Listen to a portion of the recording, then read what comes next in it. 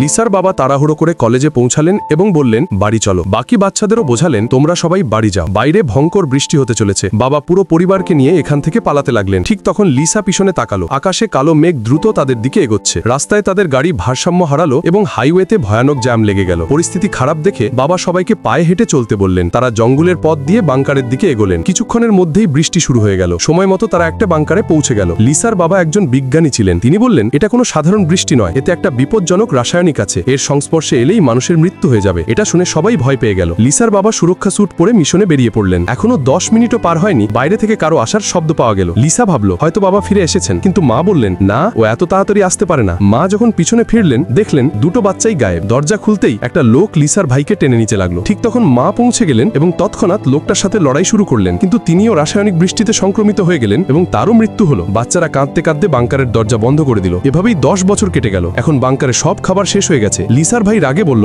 যদি আমরা এখানেই থাকি তাহলে ক্ষুধায় মরে যাব। লিসার সুরক্ষা স্যুট পরে খাবারের খোঁজে শহরে পৌঁছালো। এখানে কোনো মানুষ জীবন্ত নেই এবং মলে খাবারও নেই। সে ফিরে এসে ভাইকে বোঝাতে লাগলো। দুজনেই ক্ষুধায় কাঁদতে লাগলো।